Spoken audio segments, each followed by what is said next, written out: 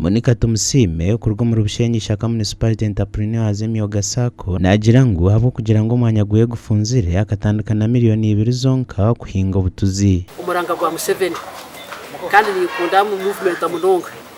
ajya ngo nitekwa kuzo mu cyuto cy'Museveni cyagize iki ecyarumu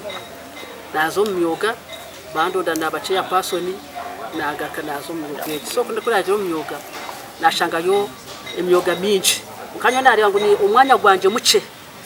nimbasa kutamu project tache kunkentahize Monica yatushobora ko ariyo nagobozo mu sentezi yatandikise kuhinga ubutuzi akabu garden nemwe ni harvesting for 3 months and each garden is producing 2 kilograms and that kilograms per kilogram that set that linduza mutwaro gumwe atire atkubuza kuguza uko mu kwezi ishanganye n'imitwaro yanje 22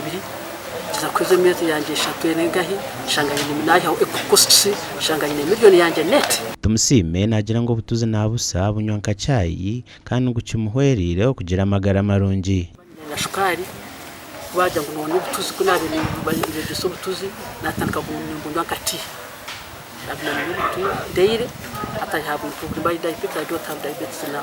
Yayongera yatumurikire byarukwenda koro myaka 5 ubwo arugumiza mu no kuhinga ubutuzi nyetendinga kubanyine at least Southern Gardens zese kwenda akwani nyenda ukore mu bintu bingi akwani ndahimbire ndi nari babine mushroom wine tekurwa mu 100 gardens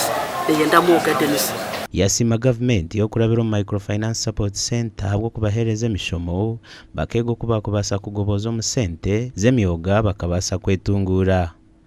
habwa TV Western Adolf Ayireka.